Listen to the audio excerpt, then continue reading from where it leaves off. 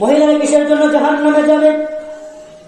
আল্লাহর নবী বিশ্ব নবী মুহাম্মদুর রাসূলুল্লাহ সাল্লাল্লাহু আলাইহি ওয়াসাল্লাম যখন তিনি মিরাজ হয়ে গেলেন, মিরাজের রজনীতে আল্লাহ রাব্বুল আলামিন জিবরাইলের মাধ্যমে বিশ্ব নবীকে জাহান্নাম দেখালেন, জান্নাত দেখালেন।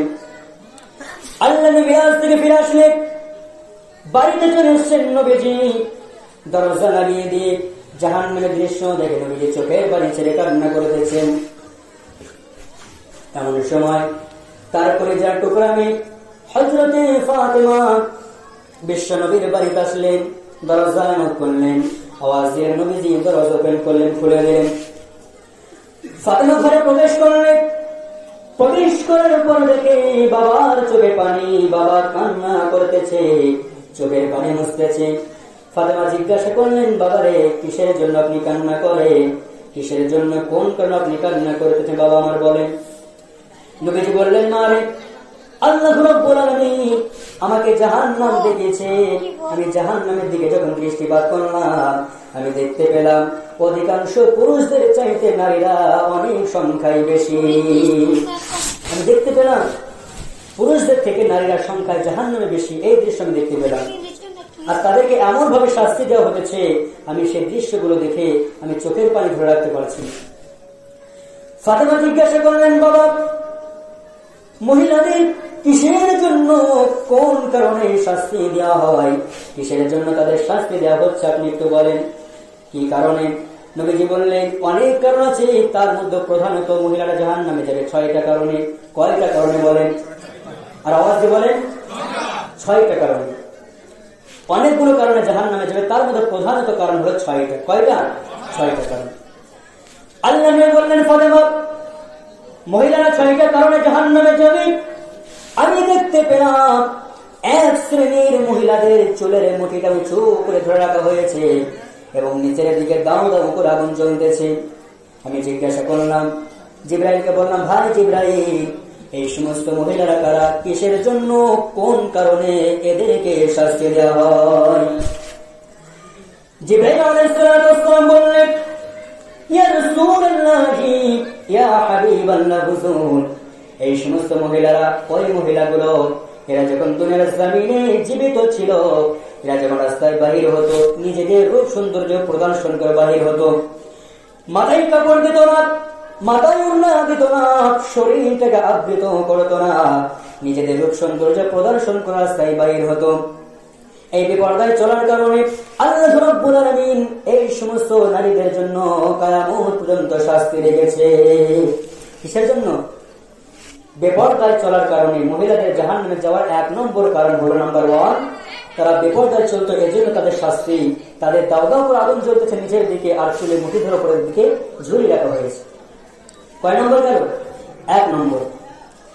আজকে বেপরদায় অনেক মহিলারা চলাফেরা করেন, মনে করে রাস্তায় যখন আমি বাইরে হচ্ছি, যখন প্রায় ফিটনেস স্কুলে যখন আমি যাচ্ছি, আমি বেপরদায় চলাফেরা করতে শরীরটাকে আবৃত না করে, না ঢেকে আমি যে রাস্তায় চলতেছি, আমার পিছনে হয়তো অনেক যুবক লেগে যাচ্ছে, হয়তো খুব ভালো লাগছে, আমার নাম বেড়ে যাচ্ছে না। বোন, একটি চিন্তা করেন, আপনার পিছনে যারা লেগেছে, যারা আপনাকে পছন্দ করতেছে, আপনাকে স্বামীকের জন্য ব্যবহার করার জন্য, আপনার সঙ্গে টাইম পাস করার জন্য, কিন্তু আপনাকে কোন যুবক জীবন সঙ্গিনী বানানোর জন্য আপনার পিছু লাগেনি। খারাপ যে মহিলা ড্রেস পরে রাস্তায় বাহির হয়ে যে চলাফেরা করবে, তাকে বিবাহ করার জন্য কোন পুরুষ কিন্তু তার পেছনে নাই কি? তার সঙ্গে টাইম পাস করার জন্য, তার দেহটাকে ভোগ করার জন্য। কিন্তু মায়ের তো বোঝে না। সেই জন্য মা, আমার বোন যখন বাহির হবে, শরীরটাকে আবৃত করে রাস্তায় বাহির হবে।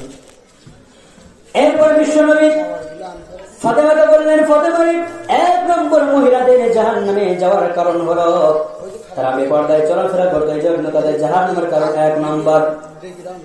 দ্বিতীয় কারণ হলো, আমি দেখতে পেলাম এক শ্রেণীর মহিলাদের তাদের জিহ্বাটা উঁচু করে ধরে রাখা হয়েছে এবং নিচের দিকে দাও দাও করে আগুন জ্বলতেছে, জিহ্বাটাকে ঝুলিয়ে রাখা হয়েছে।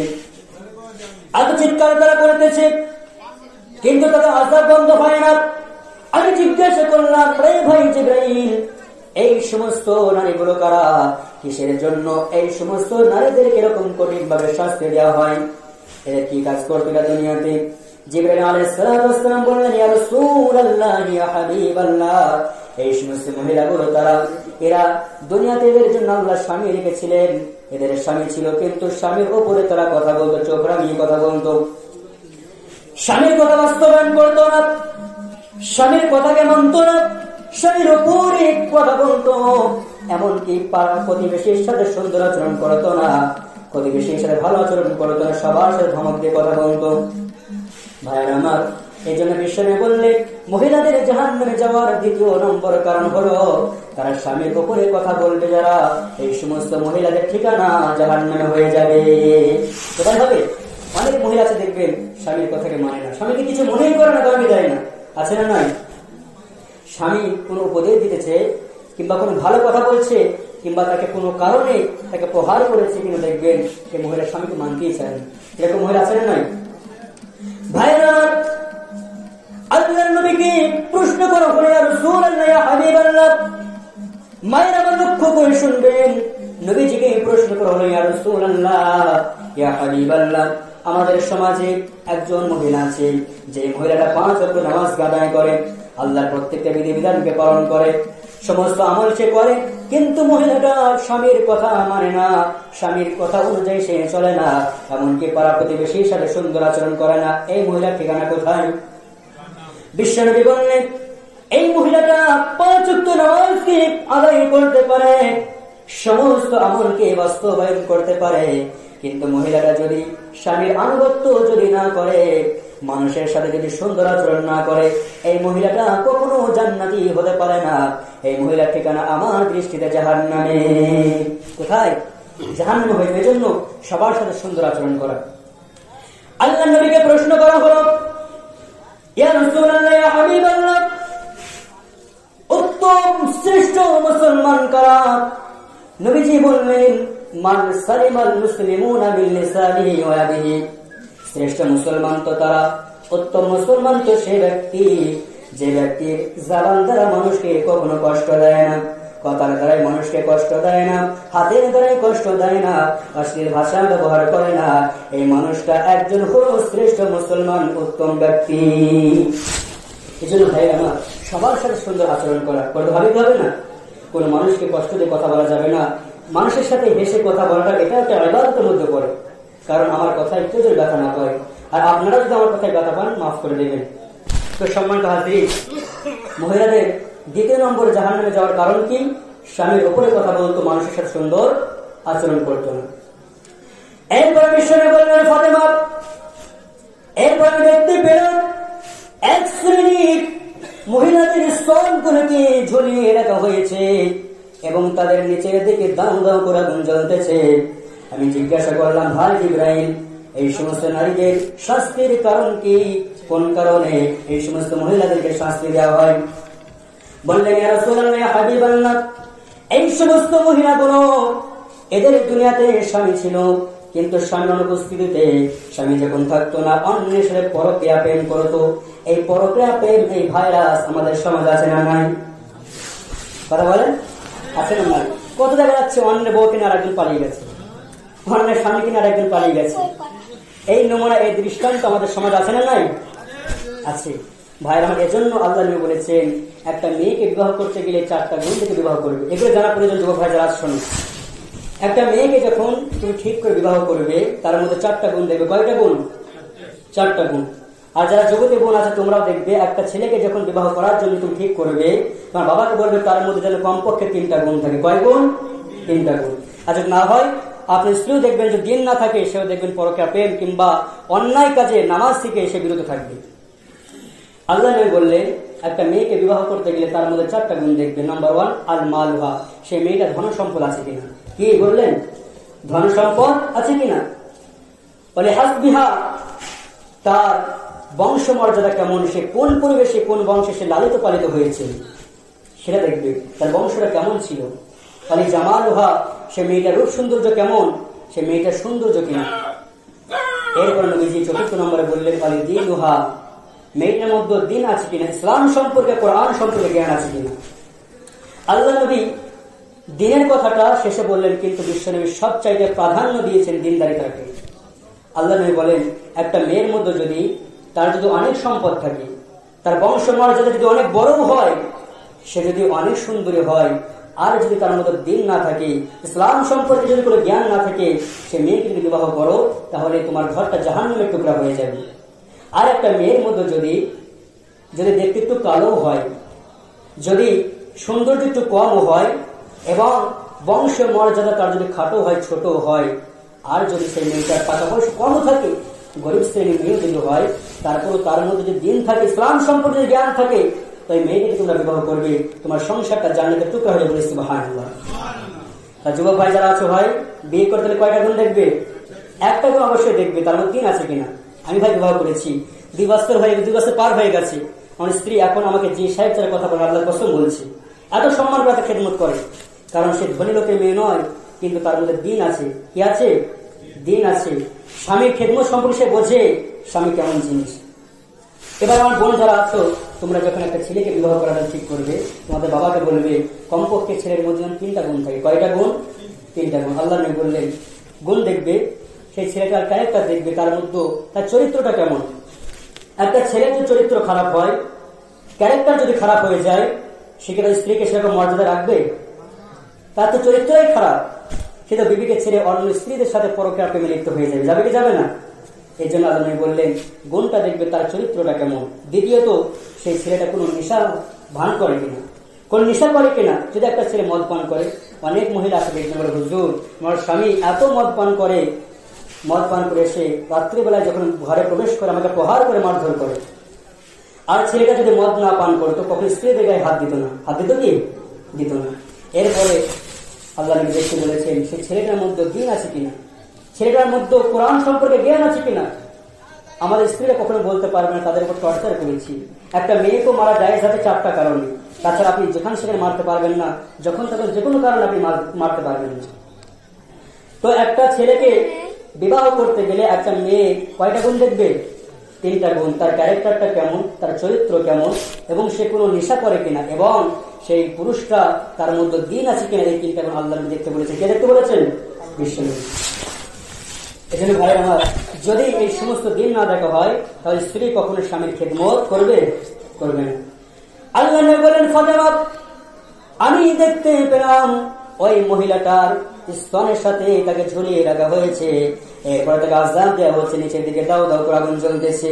আমি জিজ্ঞাসা করলাম ভাই জিবরাইল, এই সমস্ত নারীদের শাস্তির কারণটা কি, কিসের জন্য শাস্তি দেওয়া হয়?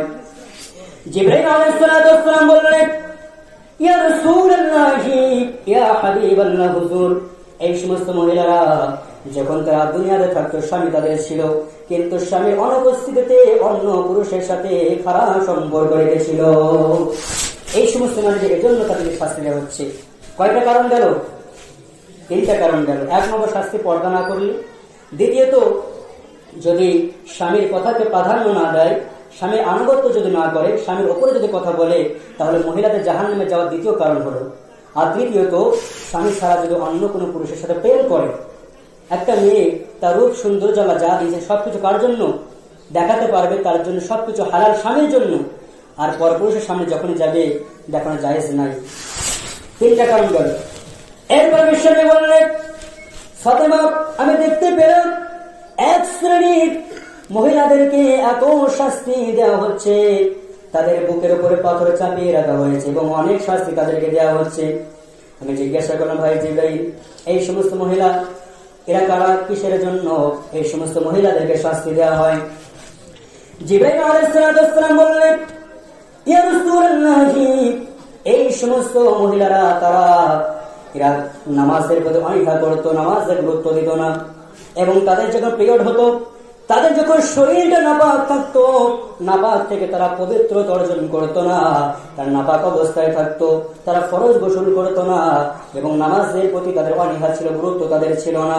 এই নাপাক অবস্থায় থাকার কারণে আল্লাহ রাব্বুল আলামিন এই শাস্তি মহিলাদের জন্য কিয়ামত পর্যন্ত রেখে দিয়েছে। সেই জন্য নাপাক অবস্থায় থাকতো, তারা পবিত্রতা অর্জন করতো না, ফরজ গোসল করতো না, এবং তারা ফরজ নামাজের প্রতি, ইবাদতের প্রতি অনীহা ছিল, তারা গুরুত্ব দিত না। আর আল্লাহ রাব্বুল আলামিন কখন নাপাক ব্যক্তিকে পছন্দ করেন না। আল্লাহ পবিত্র কোরআনে পারা নম্বর হলো 2, পৃষ্ঠা নম্বর হলো 14, সূরার নাম হলো সূরাতুল বাকারা, আয়াত নম্বর হলো 222 নম্বর আয়াত। আল্লাহ পাক এখানে বলেন ইন্নাল্লাহা ইউহিব্বুত তাওয়াবিন ওয়া ইউহিব্বুল মুতাতাহহিরিন, আল্লাহ তাওবাকারী এবং পবিত্রতা অর্জনকারী আল্লাহ এদেরকেই পছন্দ করেন। বলি সুবহানাল্লাহ।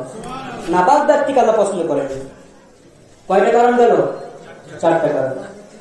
এরপরে বিশ্বনবী ফাতেমাকে লক্ষ্য করে বললেন, ফাতেমা রে, এরপর দেখতে পেলাম এক শ্রেণীর মহিলাদের তাদের ফ্রেশটা মুখমণ্ডলটা শুকর আকৃতি হয়ে গেছে এবং চেহারাটা গাধার আকৃতি ধরে আছে।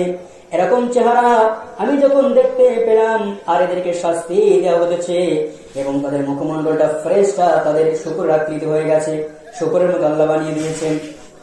আমি জিজ্ঞাসা করলাম, ভাই জিবরাইল, এই সমস্ত নারীদের কিসের জন্য এদের শাস্তি হয়? এরা কি আমল করতো? এদের মধ্যে কি বদ আমল ছিল, কেন এদের শাস্তি হয়? বললেন, ইয়া রাসূলুল্লাহ, ইয়া হাবিবাল্লাহ, এরা দুনিয়ার জমিনে গীবত গাইতো, পরনিন্দা করতো এবং মিথ্যা কথা বলতো, মানুষের মধ্যে বিবাদ লাগিয়ে দিত। বলেন, গীবত পরনিন্দা মহিলাদের মধ্যে বেশি না কম? তারা দেখবেন কয়েকজন মহিলাদের একত্রিত হয়ে যায়, কার স্বামী কি করেছে, কোন পাড়ায় কি ঘটেছে, কারো কাছে আপনি না পেলে দেখবেন তাদের কাছে পাওয়া যায়। যাবে কি যাবে না? তাদের কাছে পাওয়া যায়, সমস্ত পাড়ার রিপোর্ট তাদের কাছে। এই যে গীবত আমরা করি, পরনিন্দা করি, চায়ের দোকানে বসে, হয়তো অনেক জায়গায় বসে আমরা সমালোচনা করি, পরালোচনা করি, এই যে যেটা করেছি আমরা, কত বড় মারাত্মক গুনাহ। বলা হয়েছে নিজের ভাই, মৃত্যু ভাইয়ের গোশ খাওয়ার থেকেও নিকৃষ্ট গুনাহ। কি বললাম? নিজের আপন ভাই মারা গেছে, তার গোশ খাওয়ার সময় দিল, তার থেকে জঘন্য পাপ এই গীবত করা। কিন্তু এটা আমাদের মধ্যে আছে না নাই? আচ্ছা ভাই, গীবতকে বর্জন করতে হবে, ছাড়তে হবে। তাহলে মহিলাদের 5 নম্বর জাহান্নামে যাওয়ার কারণ কি? কি করতো? তারা গীবত করতো, পরনিন্দা করতো, চগলখড়ি করতো, মিথ্যা কথা বলতো। আর মিথ্যাটা সমস্ত পাপের জননী বলা হয়েছে। এই মিথ্যা নিয়ে অনেক দৃষ্টান্ত আছে, ইনশাআল্লাহ কখনো সময় হলে আল্লাহ যদি আবার আপনাদের খেদমতে নিয়ে আসেন, ইনশাআল্লাহ আলোচনা হবে। এরপরে বিষয়ে বললেন, ফাতেমা 5 নম্বর কারণ গেল। এরপরে দেখতে পেলাম এক শ্রেণীর মহিলাদের তাদের আকৃতিটা, তাদের চেহারাটা ফ্রেশটা কুকুরের মতো করে দেওয়া হয়েছে এবং তাদের বাকি অংশগুলো শরীরটা দেহর মতো তাদের কি করে দিয়েছে, গাধার মতো। তাদেরকে অনেক শাস্তি দেওয়া হয়, দাউ দাউ করে তাদের শরীর আগুন জ্বলতেছে, এত চিৎকার তারা করতেছে, কিন্তু এক মুহূর্তের জন্য তাদের আযাব বন্ধ হয় না। আমি জিজ্ঞাসা করলাম, এই সমস্ত মহিলারা কারা, কিসের জন্য এদেরকে শাস্তি দেওয়া হয়? জিবরাইল আলাইহিস সালাম বললেন, ইয়া রাসূলুল্লাহ, ইয়া হাবিবাল্লাহ, হুজুর, এই সমস্ত মহিলাগুলো তারা, এরা যখন দুনিয়াতে ছিল এদের মধ্যে প্রচুর পরিমাণে হিংসা ছিল। বলেন ভাইয়ের আমার, হিংসা মহিলাদের মধ্যে কম না বেশি? পুরুষদের থেকে দেখবেন হিংসা মহিলাদের মধ্যে বেশি। এত হিংসা, তারা হিংসা করে সমস্ত কিছু করতে পারে, সংসার নষ্ট করে দেয়, স্বামী স্ত্রীর মধ্যে তারা বিবাদ লাগিয়ে দেয়। তাই কি তাই? অনেক মহিলা আছে, আপনার এখানকার মায়েরা কিন্তু নয়, অনেক মহিলা আছে, আছে না নয়? আছে। এজন্য হিংসা করা হারাম বলা হয়েছে। আল্লাহ নবী বলেছেন, তোমরা হাসাদ থেকে বেঁচে থাকো। যেহেতু তোমরা যে সমস্ত আমলগুলো করো, হাসাদ তোমাদের, হিংসা তোমাদের সে সমস্ত আমলগুলোকে ধ্বংস করে দেয়, গ্রাস করে ফেলে। এর জন্য তোমরা হিংসা থেকে বেঁচে থাকো। আল্লাহ নবী বললেন, মহিলাদের 6 নম্বর কারণ হলো জাহান্নামে যাওয়ার। তারা হিংসা করতো, অতিরিক্ত হিংসা করতো। হিংসার কারণে আল্লাহ রাব্বুল আলামিন তাদেরকে কোথায় দিয়েছেন? জাহান্নামে নিয়ে দিয়েছেন। কয়টা কারণ গেল? এর জন্য মায়ের আমার, যখন রাস্তায় বাইরে হবেন, নিজের শরীরটাকে আবৃত করে বাইরে হবেন। এবং নাম্বার 2, কখনো স্বামীর ওপরে কথা বলবেন না। এরপরে কখনো আপনি স্বামী ছাড়া অন্য পুরুষের সাথে সাক্ষাৎ কখনো করবেন না মায়ের আমার। এরপর আপনি কখনো মিথ্যা কথা বন্ধ করে দেন। নামাজের প্রতি আগ্রহ বাড়ান, নামাজকে আপনারা ত্যাগ করে দিচ্ছেন। মহিলাদেরকে কি বলো, আমরাই তো নামাজ পড়ি না, আমরাই তো নামাজকে ত্যাগ করে দিচ্ছি। কিন্তু না, কিয়ামতের ময়দানে আল্লাহ নবী বলেন, আউয়ালু মা ইউহাসাবু বিহিল আবদু ইয়াওমাল কিয়ামাতিস সালাহ, সবার প্রথমে প্রশ্ন করা বান্দা, তুমি নামাজ আদায় করেছিলে কিনা? কিন্তু আমরা সে নামাজ থেকে পিছিয়ে আছি না? নাই, পিছিয়ে আছি। তো সম্মানিত হাজরিন, এরপরে মায়ের আমার, আপনাদের মধ্যে হিংসা যদি থেকে থাকে, হিংসাকে বর্জন করে দেন, হিংসাকে ছেড়ে দেন। তাহলে 6টা কারণে মহিলারা কোথায় যাবে? জাহান্নামে যাবে। এবার ছোট্ট করে বলে দিই, মহিলারা কি আমল করলে জান্নাত পাবে? বলবো কি? মায়েরা লক্ষ্য করে শুনবেন, কি আমল করলে জান্নাত আপনারা পাবেন? আল্লাহ নবী বিশ্বনবী মসজিদে নববীতে সাহাবায়ে কিরামদেরকে নিয়ে বসে আছেন। এমন সময় বিশ্বনবী সাহাবীদেরকে লক্ষ্য করে বললেন, ও আমার সাহাবায়ে কিরাম, মায়েরা যদি, মহিলারা যদি, নারীরা যদি 4টা আমল করতে পারে, আল্লাহ রাব্বুল আলামিন তাদের জন্য জান্নাতের একটা দরজা ওপেন করে দেবেন। কয়টা আমল? 4টা আমল। সাহাবায়ে কেরামরা প্রশ্ন করলেন, ইয়া রাসূলুল্লাহ, ইয়া হাবিবাল্লাহ, হুজুর কি আমল করলে তারা জান্নাত পেয়ে যাবে, কি আমল তারা করবে বলেন। আল্লাহর নবী বললেন, আল মারআতু ইযা সাল্লাত খামসাহা ওয়া সামাত শাহরাহা ওয়া আতাআত বা'লাহা ওয়া আহসানাত ফারদাহা। এক নম্বর হলো 5 ওয়াক্ত নামাজ। নামাজকে গুরুত্ব দেবে, নামাজকে প্রাধান্য দেবে, নামাজ আদায় করবে, বাস্তবায়ন করবে। এক নম্বর হলো 5 ওয়াক্ত নামাজ আদায় করবে। দ্বিতীয় হলো যখন রমজান মাস আসবে, রমজান মাসে রোজা রাখবে। তৃতীয় হলো যখন স্বামী থাকবে, স্বামীর আনুগত্য করবে, স্বামীর খেদমত করবে। এরপরে চতুর্থ নম্বর হলো সতীত্বের হেফাজত করবে। কি করবে? সতীত্বের হেফাজত করে ফরজ পর্দা করবে। এই কথা যখন বিশ্বনবী বললেন, সাহাবায়ে কেরামদের মধ্যে বিশ্বনবীর জামাত হযরত আলী কাররামাল্লাহু ওয়াজহা তিনি বসেছিলেন। এই কথা শোনার পরে সঙ্গে সঙ্গে হযরত আলী বাড়িতে চলে গেলেন। যাওয়ার পরে স্ত্রীকে লক্ষ্য করে বললেন, আমার বিবি ফাতেমা, তোমার আব্বা আজকে সাহাবীদের মধ্যে জানিয়ে দিয়েছে মহিলারা যদি 4টা আমল করতে পারে আল্লাহ রাব্বুল আলামিন তাদের জন্য জান্নাতের 8টা দরজা ওপেন করে দেবেন। হযরত আলী ফাতেমাকে সমস্ত কিছু বললেন। হযরত ফাতেমা সব কিছু শোনার পরে সঙ্গে সঙ্গে বিশ্বনবীর কাছে চলে আসলেন। আসার পরে বলছেন, আব্বাজান, আপনি নারীদের জন্য, মহিলাদের জন্য 4টা আমল আপনি বলে নিয়েছেন। আমি জানি এই 4টা আমলই জরুরি, কিন্তু আমি জানতে চাই এই 4টা আমলের মধ্যে সবচাইতে কোনটা জরুরি। আমি জানি এই 4টা আমলই জরুরি, কিন্তু এর মধ্যে আপনি সবচাইতে প্রাধান্য কোনটাকে দিয়েছেন, কোনটা সবচাইতে বেশি জরুরি, সেটা আমি জানতে চাই। আল্লাহ নবী বললেন, ফাতেমা শোনো, মহিলারা যদি জান্নাত পেতে চায় 4টা আমল যে তাদেরকে করতে হবে। এই 4টা আমল তো জরুরি, কিন্তু তুমি জানতে চেয়েছো 4টা আমলের মধ্যে কোন আমলটা সবচাইতে বেশি জরুরি। বিষ্ণু বললেন, নামাজ তো তখন ফরজ হয়ে যায় যখন নামাজের ওয়াক্ত চলে আসে। ফজরের সময় ফজর, জোহরের সময় জোহর, আসরের সময় আসর, মাগরিবের সময় মাগরিব, ইশার সময় ইশা। নামাজ তো যখন ওয়াক্ত আসে তখন তো নামাজ ফরজ হয়ে যায়, তার পূর্বে হয় না। এরপরে যখন একটা বছর পর রমজান আসে, রমজান মাসে রোজা রাখা সেই মহিলার জন্য ফরজ হয়ে যায়। এরপরে যখন স্বামী কাছে থাকবে, স্বামীর খেদমত ওই মহিলার জন্য ফরজ হয়ে যায়। কিন্তু ও আমার কলিজার টুকরা মেয়ে ফাতেমা, শোনো, পর্দার তো কোনো সময় নাই।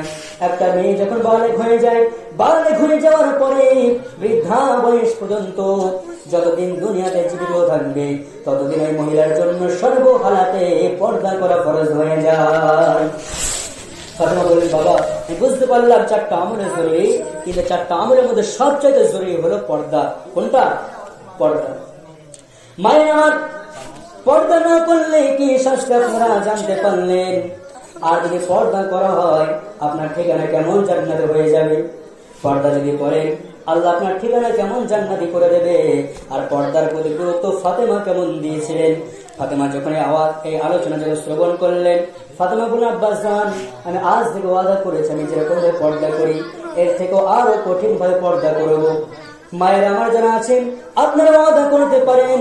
এই যে ছোট্ট একটা বাচ্চা হুজুর মনে করতে পারেন, বাচ্চা তো নয়, তবু যদি মনে হয় বাচ্চার কথাটা এই হুজুরের কথাটা মেনে সেটা আমরা বাস্তবায়ন করবো, তাহলে আল্লাহর কসম করে বলি 4টা আমল যদি নিজের মধ্যে প্র্যাকটিক্যাল লাইফে যদি বাস্তবায়ন করতে পারেন আল্লাহ রাব্বুল আলামিন অবশ্যই আপনার জন্য জান্নাতে 8টা দরজা ওপেন করে দেবেন। করবে না ভাই আমার? মায়েরা এই জন্য 4টা আমলের প্রতি আপনারা গুরুত্ব বাড়িয়ে দেবেন। ছোট্ট করে বলে ছেড়ে দেবো, ফাতেমা কেমন পর্দা করে বলবে একটু? ফাতেমার পর্দা কেমন ছিল?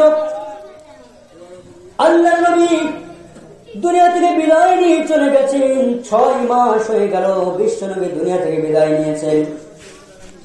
এরপরে নবীজি যখন মারা গেলেন 6 মাস ধরে হযরতে ফাতেমা ঠিক মতো কিছুই খান না, পানাহার করেন না, বাবার জন্য শুধু কান্না করেন, অস্থির হয়ে যান, শুকিয়ে গেছেন। আমি বোঝাতে চাইছি মৃত্যুর সময়ও ফাতেমার পর্দার প্রতি কেমন যত্নবান ছিল, কেমন তেনার কঠোর ছিল তার পর্দা তার কেমন ছিল, কেমন পর্দা সে করত।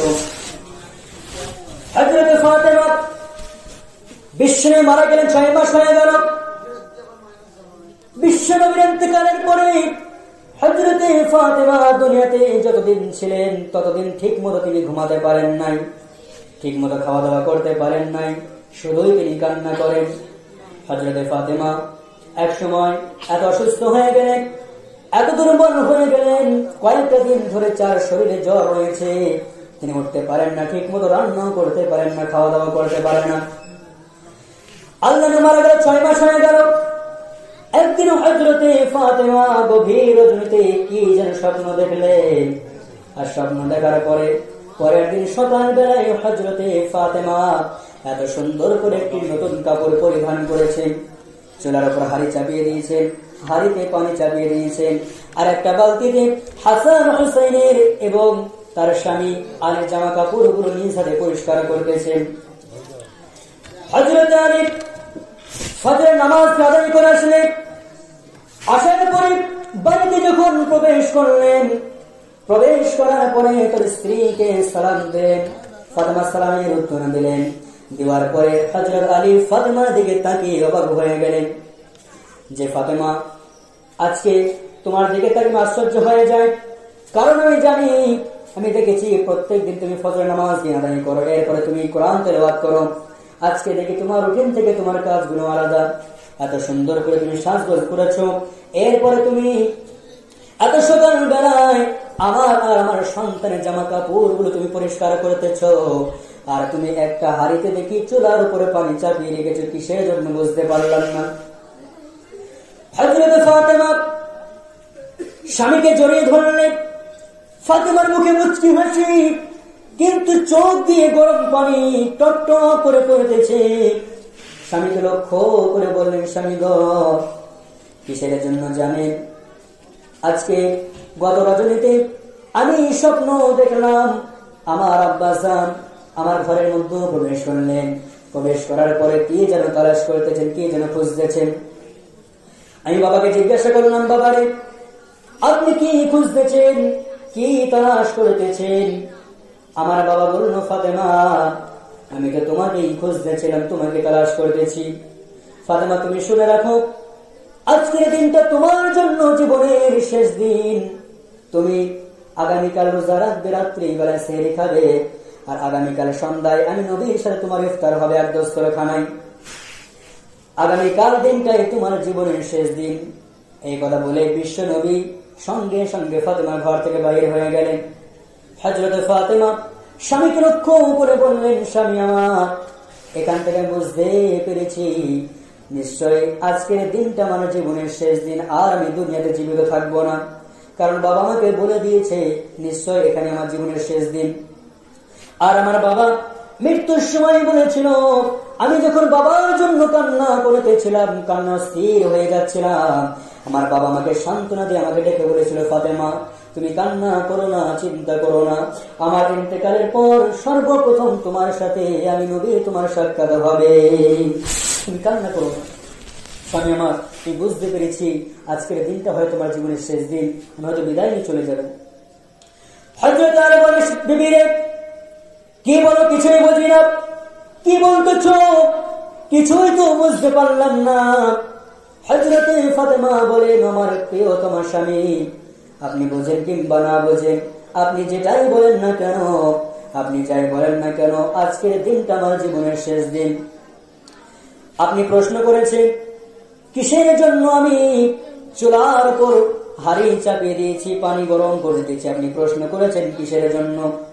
আমার স্বামীরে, আজকের দিনটা আমার জীবনের শেষ দিন, এরপর আমি দুনিয়াতে থাকবো না, কিন্তু আমি এই পানি যে গরম করতেছি, আমার জীবনের শেষবারের মতো আমার দুই সন্তান কলিজার টুকরা হাসান হোসেনকে শেষবারের মতো নিজ হাতে আমি গোসল করে দেব, এবং নিজ হাতে তাদেরকে আমি খাইয়ে দেওয়ার জন্য আমি পানি গরম করতেছি। আর কিসের জন্য আমি, এই যে আপনি দেখতেছেন আপনার কাপড়গুলো, হাসান হোসেনের কাপড়গুলো নিজ হাতে পরিষ্কার করার জন্য ভিজিয়ে রেখেছি, এটা কিসের জন্য করলাম ও আমার স্বামী রে? কারণ আল্লাহ রাব্বুল আলামিন যদি আমার ইন্তেকালের পরে যদি বলে, ফাতেমা তুমি কি তোমার স্বামী এবং তোমার সন্তানদের হক আদায় করে এসেছ, আমি বলবো আল্লাহ তাআলা আমার ইন্তেকালের আগ মুহূর্তে পর্যন্ত, আমার ইন্তেকালের আগেও আমি আমার স্বামী এবং আমার সন্তানের হকগুলো আদায় করে এসেছি। বলি সুবহানাল্লাহ। স্বামীর প্রতি তার কেমন খেদমত ছিল, কেমন আগ্রহ ছিল। হযরত আলী স্ত্রীর কথা শুনে তিনি অস্থির হয়ে যান। একটা গাছ যখন কাটা হয়, গাছটা যেরকম ভাবে ঠাস করে জমিনে পড়ে যায়, হযরত আলী সঙ্গে সঙ্গে সেন্সলেস হয়ে পড়ে গেলেন, জমিনে পড়ে গেলেন, বেহুশ হয়ে গেলেন। এক পর্যায়ে যখন তখন হুঁশ ফিরল, স্ত্রীকে ডেকে বললেন, বিবি গো, আল্লাহ নবী বিশ্ব নবী মারা গেল শুধুমাত্র 6 মাস হলো, মাত্র 6 মাস। আল্লাহ নবী দুনিয়াতে 6 মাস হলো। একই বিশ্ব নবীর জন্য কলিজা শুকিয়ে যায়, ঠিক মতো ঘুমাতে পারি না, ঠিক মতো খাওয়া দাওয়া করতে পারি না, ঠিক মতো চলাফেরা করতে পারি না, বিশ্ব নবীর জন্য শুধু কান্না আসে। এই তো মাত্র 6 মাস হলো নবীজি মারা গেছে, এর মধ্যেই তুমি বলতেছো তুমি দুনিয়া থেকে বিদায় নিয়ে চলে যাবে। তো আমার বিবিরে, তুমি যদি দুনিয়া থেকে বিদায় নিয়ে চলে যাও, আমাকে কে দেখাশোনা করবে, আমার কে খেদমত করবে? আমার তো আর কেউ থাকবে না, বিশ্ব নবী দুনিয়াতে নাই, আবার তুমিও যদি দুনিয়াতে না থাকো, আমি আলীকে কে দেখবে? আর আমার ছোট্ট সন্তান হাসান হুসাইন এতিম হয়ে যাবে, কাকে মা মা বলে ডাকবে? হাসান হুসাইন এতিম হয়ে যাবে। ও আমার বিবিরে, কি বলতেছো তুমি? হযরতে ফাতেমা বললেন, আমার প্রিয়তম স্বামী, আমি যেটা বলতেছি এটাই সত্য কথা, কারণ আমি স্বপ্নে দেখেছি, বিশ্বনবী জানিয়ে দিয়েছে আজকের দিনটা আমার জীবনের শেষ দিন। স্বামী আমার, এই দুনিয়াতে বেশি দিন কেউ তো দুনিয়াতে থাকবে না, সবাইকে ইন্তেকাল করতে হবে, সবার প্রাণনাশ ঘটবে।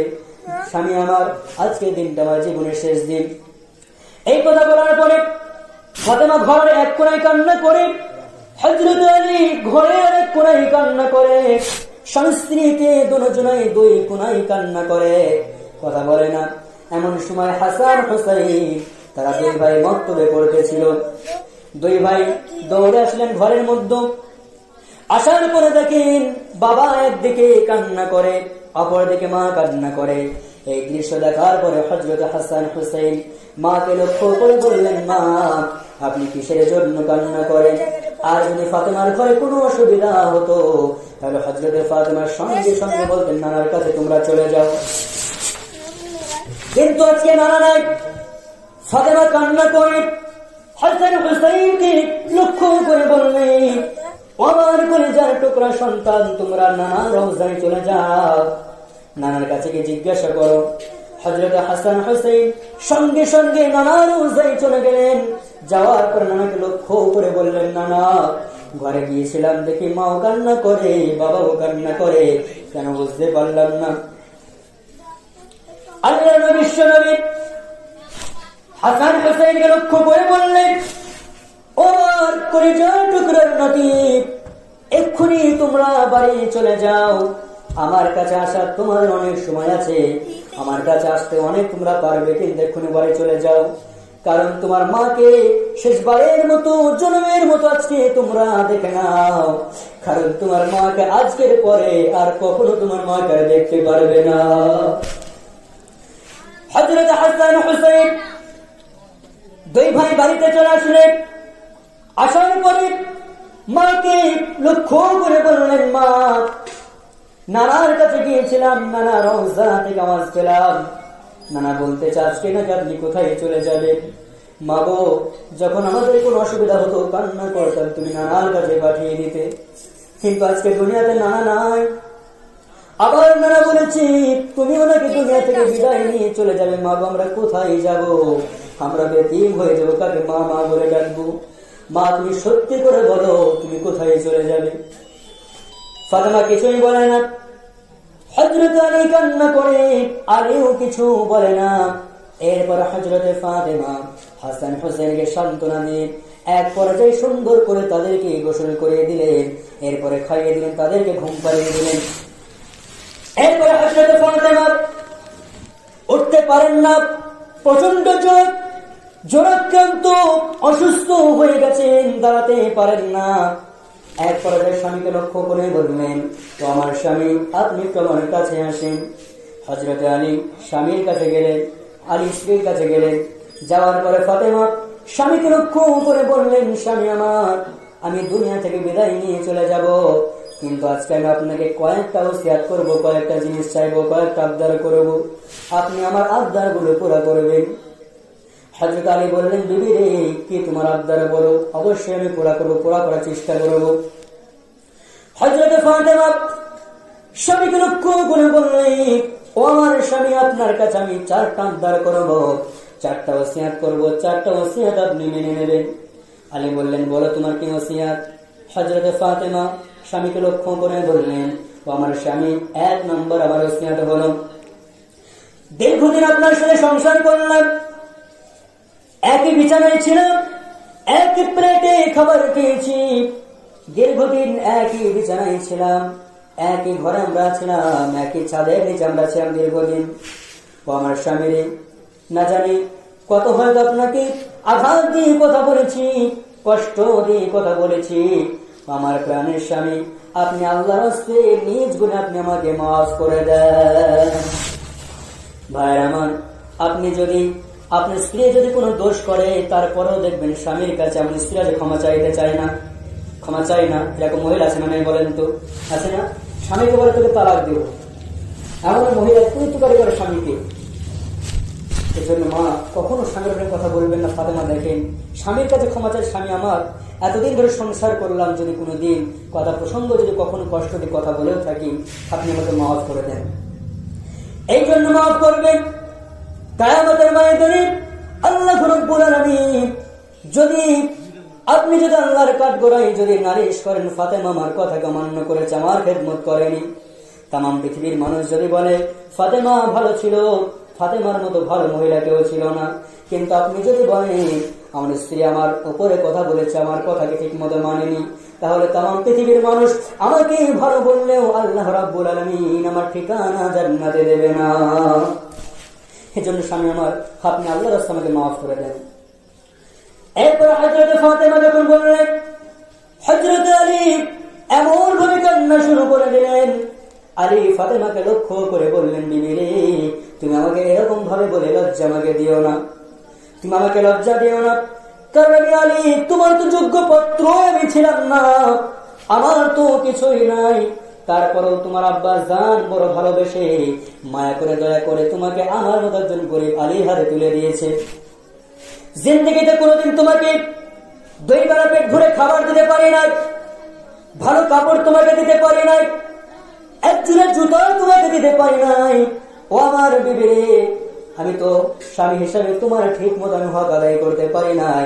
আমার বিবি, তুমি আল্লাহর রাস্তায় আমাকে মাফ করে দাও। ভাইরা আমার, স্বামী স্ত্রীর মধ্যে ভালোবাসা, দাম্পত্য জীবন এরকম হওয়া দরকার, ঠিক কিনা? কত মহব্বত তাদের মধ্যে ছিল, তাদের ঘরে ভালো টাকা ছিল না, ফার্নিচার ছিল না, ভালো বিছানা ছিল না, কিন্তু তারপরও তাদের ঘরটা মহব্বতে ভরপুর ছিল, বলে সুবহানাল্লাহ। এরপরে যখন সে ক্ষমা চেয়ে নিলেন, ফাতেমা বললেন, স্বামী আমার, দ্বিতীয় নাম্বার ওসিয়ত হলো, আমি যখন দুনিয়া থেকে বিদায় নিয়ে চলে যাব, আমার স্বামী, আমার ইন্তেকালের পরে আপনি একজন ভালো মহিলা দেখে আপনি বিবাহ করে নেবেন। কি বললেন? একটা ভালো মেয়ে দেখে আপনি বিবাহ করে নেবেন। আর স্বামী আমার, লক্ষ্য করে শোনেন, বিবাহ করার পরে আপনি নতুন স্ত্রী পেয়ে আপনি আমার সন্তানদেরকে ভুলে যাবেন না, আপনি হাসান হোসেনকে ভুলে যাবেন না, অন্তত সপ্তাহে 1 দিন হলেও হাসান হোসেনকে সময় আপনি দেবেন। এরপর তৃতীয় ওসিয়ত হলো, আমার ইন্তেকালের পর আমি যখন দুনিয়া থেকে বিদায় নেব, হাসান হোসেন তারা যখন বালেগ হয়ে যাবে, তারা যখন যুবক হয়ে যাবে, আমার বাবা যে রাস্তায় জীবন দিয়েছে, সাহাবায়ে কেরামরা যে রাস্তায় নিজেদের জীবনটাকে বিসর্জন দিয়েছে, উৎসর্গ করে দিয়েছে, আমার হাসান হোসেনকে সেই রাস্তায় আপনি কোরবানি করে দেবেন। এরপর আমার চতুর্থ নম্বর ওসিয়ত হলো, আমি যখন মারা যাব, আমার ইন্তেকালের খবর আপনি কাউকে বলবেন না, আপনি 2-1 জন কাউকে বলে গোপনে আপনি আমার জানাজার ব্যবস্থা করবেন, দাফনের ব্যবস্থা আপনি করবেন। কেমন পর্দাশীল দেখেন। বলে, স্বামী আমার, আমি যখন মারা যাব, চতুর্থ নম্বর ওসিয়ত হলো, আপনি কাউকে বলবেন না, আপনি গোপনে আমার জানাজা, আমার দাফন কাফন ব্যবস্থা আপনি করবেন। হযরত আলী কান্না করার বলে, স্বামী, বিবি রে, তোমার 3টা ওসিয়তকে আমি মানতে পারবো, কিন্তু তোমার 4র্থ নাম্বার ওসিয়ত আমি মানতে পারবো না। কারণ তুমি হলে বিশ্ব নবীর মেয়ে। তোমার ইন্তেকালের সংবাদ যখন মানুষ শ্রবণ করবে, মানুষের কর্ণ কবরে যখন পৌঁছাবে, মানুষ যখন শুনতে পারবে, মানুষ তো কেউ বাড়িতে বসে থাকবে না। তোমাকে দেখার জন্য লক্ষ লক্ষ মানুষ হাজির হয়ে যাবে, হাজার হাজার মানুষ চলে আসবে। আমি সবাইকে বলবো আমার বিবি দুনিয়া থেকে বিদায় নিয়েছে। হযরত ফাতেমা বললেন, স্বামী আমার, সারা জীবন পর্দা করেছি, কোনদিন আমাকে কোনো পরপুরুষ দেখে নাই, আমি কোনদিন কোনো পরপুরুষকেও আমি কোনদিন দেখিনি, দৃষ্টিপাত করিনি। আর আমি চাই না সারা জীবন পর্দা করলাম আর আমার ইন্তেকালের সময় পর্দা লঙ্ঘন হবে, এটা আমি চাই না। আলী বললেন, কেমন করে তোমার পর্দা লঙ্ঘন হবে? কারণ তুমি তো মারা যাবে।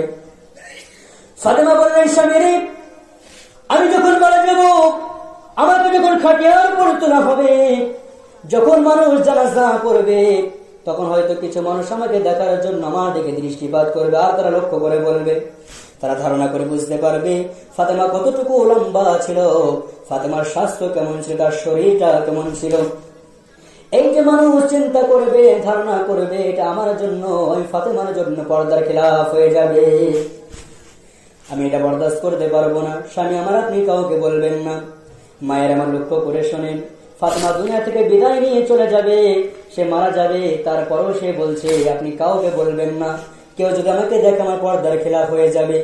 আর আমাদের মায়েরা রাস্তায় বাইর হয়, তারা যুবকদেরকে পরপুরুষকে আকৃষ্ট করার জন্য আর ছোটখাটো খারাপ ড্রেসকে পরিধান করে রাস্তায় নেমে যায়। কথা বলেন ঠিক কিনা? নামে কি নামে না? ফাতেমা দুনিয়া থেকে বিদায় নিয়ে সন্ধ্যার সময় দুনিয়া থেকে বিদায় নিয়ে চলে গেলেন, ইফতারের আগ মুহূর্তে দুনিয়া থেকে বিদায় নিয়ে চলে গেলেন। ভাইয়ের আমার, একটা খাটিয়া ধরার জন্য কয়টা মানুষ লাগে বলেন? কয়টা মানুষ? 4টা মানুষ। আছে কয়জন? হাসান হোসেন আছেন, আর তার আব্বাজান আলী আছে। আর প্রয়োজন কয়জনকে? একজনকে প্রয়োজন। এমনি মুহূর্তে হাসান হোসেন কান্না করে, আলী কান্না করে, এমনি মুহূর্তে হযরত আবু যর গিফারী রাদিয়াল্লাহু তাআলা আনহু সঙ্গে সঙ্গে আলীর বাড়িতে চলে আসলেন। আলীকে লক্ষ্য করে বললেন, আলী ভাই, তোমার স্ত্রী ফাতেমাকে দুনিয়া থেকে বিদায় নিয়েছে নাকি? হযরত আলী বললেন, তুমি কেমন করে জানলে? আমি তো কোনো মানুষকে বলিনি, ফাতেমা তো কিছুক্ষণ পূর্বে দুনিয়া থেকে বিদায় নিয়েছে, তুমি কেমন করে জানলে? হযরত আবু যর বলেন, ভাই আলী, আমি ঘুমিয়েছিলাম, এমন সময় বিশ্বনবী মুহাম্মদ রাসূলুল্লাহ সাল্লাল্লাহু আলাইহি ওয়াসাল্লাম স্বপ্নের ভিতরে আমাকে লক্ষ্য করে বললেন, আবু যর, এক্ষুনি তুমি আলীর বাড়িতে চলে যাও, আমার কলিজার টুকরা মেয়ে দুনিয়া থেকে বিদায় নিয়ে চলে গেছে, দুনিয়া থেকে বিদায় নিয়েছে, মৃত্যুবরণ করেছে, তার খাটিয়া ধরার জন্য মানুষের প্রয়োজন, তুমি এক্ষুনি তার বাড়ি চলে যাও। আবু যর বলছে, আল্লাহ নবী আমাকে জানিয়ে দিয়েছে, আমি জানার পরে তোমার বাড়ি এসেছি। এরপরে হযরত আবু যর কবর খনন করার জন্য জান্নাতুল বাকিতে চলে গেলেন। পূর্ব কোণায় তিনি কবর খনন করার জন্য একটি কোদাল নিয়ে জান্নাতুল বাকির কাছে চলে গেলেন। সেখানে গিয়ে তিনি দেখলেন অটোমেটিক্যালি একটি টিপ টিপ করে একটি আগুন জ্বলতেছে। তিনি সেখানে যাওয়ার পরে তিনি কবরকে খনন করলেন। কবর যখন খোঁড়া হয়ে গেল, কবরকে লক্ষ্য করে আবু যর বললেন, ওগো কবর, তোমাকে আমি কয়েকটা প্রশ্ন করব, তোমাকে কয়েকটি কথা বলবো, উত্তর তোমাকে দিতেই হবে। কবরকে লক্ষ্য করে বললেন, কবর, তুমি কি জানো তোমার ঘরে আজকে কাকে রাখা হবে? কে তোমার ঘর আসবে শায়িত হওয়ার জন্য? তুমি কি জানো তোমার ঘর আজকে যাকে রাখা হবে সে হলো খাতুল জান্নাত, আল ফাতিমাতু সাইয়্যিদাতু নিসাই আহলিল জান্নাত, সমস্ত নারীদের জান্নাতের সরদারিনী। ফাতেমাকে তোমার ঘরে রাখা হবে, খবরদার ফাতেমার সাথে কখনো বেয়াদবি করবে না। এরপরে কবর থেকে কোনো আওয়াজ আসে না। হযরত আবু যর কবরকে লক্ষ্য করে বললেন, কবরে, তুমি কি জানো তোমার ঘর আজকে যাকে রাখা হবে? আল হাসান আল হুসাইন সাইয়্যিদা শাবাব আহলিল জান্নাত, যুবকদের সরদার যারা হবে জান্নাতের মধ্যে। হাসান হুসাইনের মা হযরত ফাতেমাকে তোমার ঘরে রাখা হবে, খবরদার ফাতেমার সাথে কোনো বেয়াদবি করবে না। কবর থেকে কোনো আওয়াজ আসে না।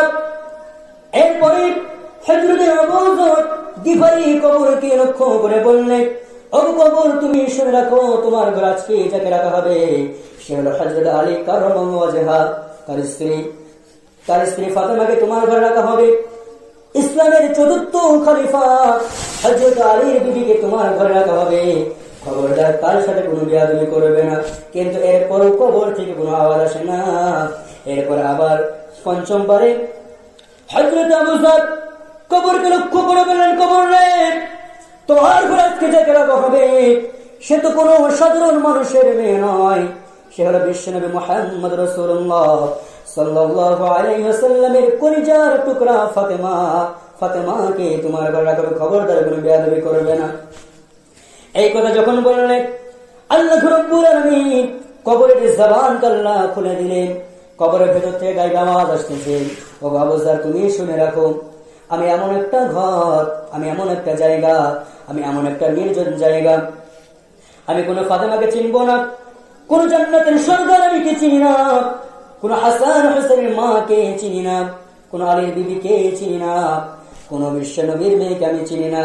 আমি এমন একটি জায়গা আমি চিনি হলো নেক আমল। ইন্নামাল কবুর রাওযাতুম মিন রিয়াজিল জান্নাহ, যার আমল ভালো হবে তার জন্য আমি জান্নাতের টুকরা হয়ে যাব। আও হুফরাতুম মিন হুফারিন নার, আর যার আমল খারাপ হবে তার জন্য আমি কবর জাহান্নামের গর্ত হয়ে যাব।